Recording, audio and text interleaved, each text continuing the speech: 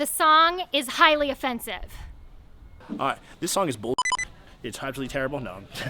Cut that. Harley Quinn cosplay is not over. That's not true. There are way too many Harley Quinn cosplayers.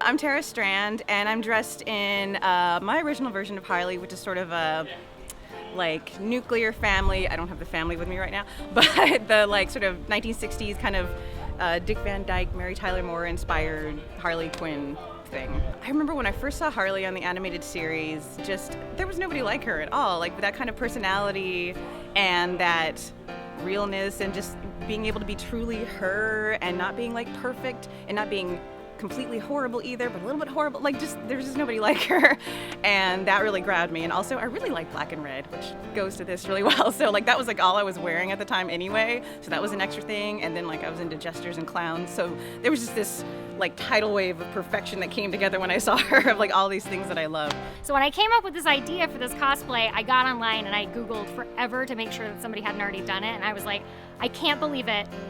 I found an original Harley Quinn cosplay. Harley the Riveter has not been done before, and yeah, so that the only reason I wouldn't Harley Quinn cosplay unless it was something super original.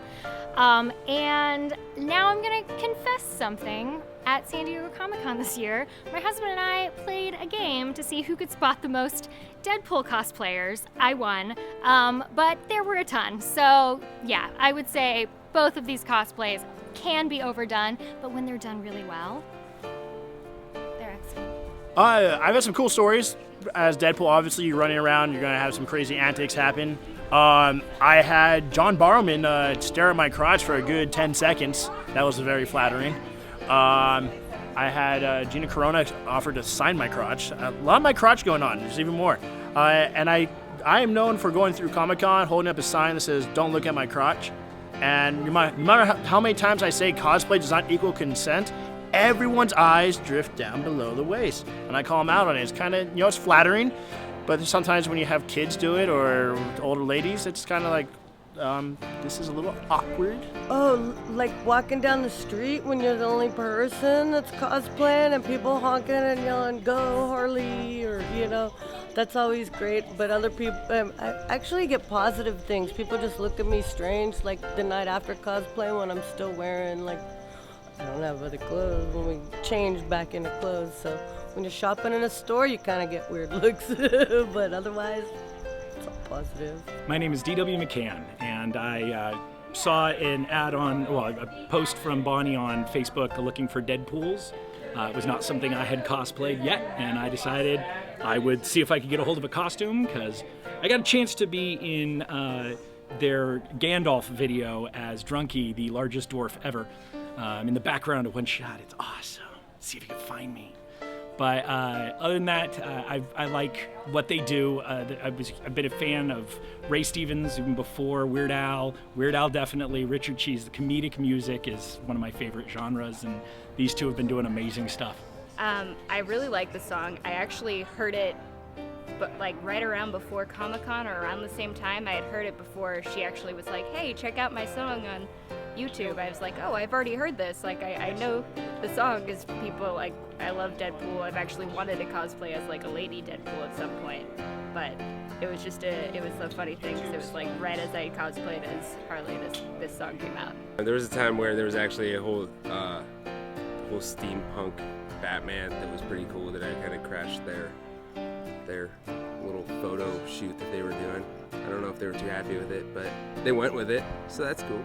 I do cosplay a lot for the last few years, and I do a cosplay show, but let's see. I just got this costume this week, and then this happened, so that was convenient.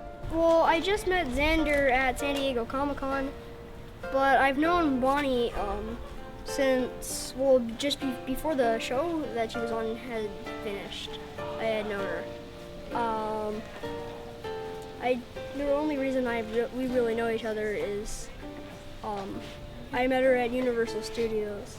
Xander, I know Xander because we've been friends at Dungeon Masters, and we just always help each other out with projects. Like, he's come on my podcast a lot and gotten awkward with us, and he can use me for my body anytime he wants. That's the way it is. And Bonnie, we used to do Harry Potter improv together, so that was really cool too.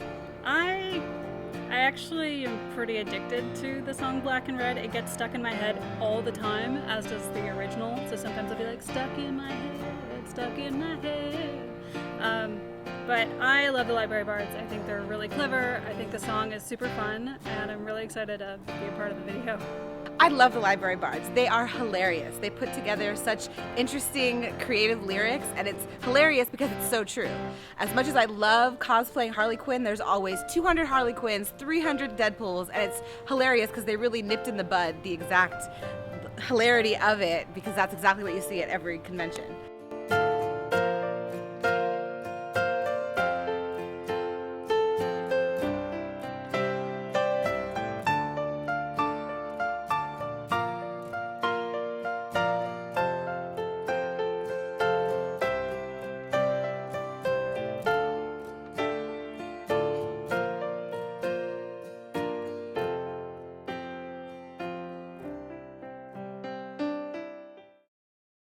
Black and red.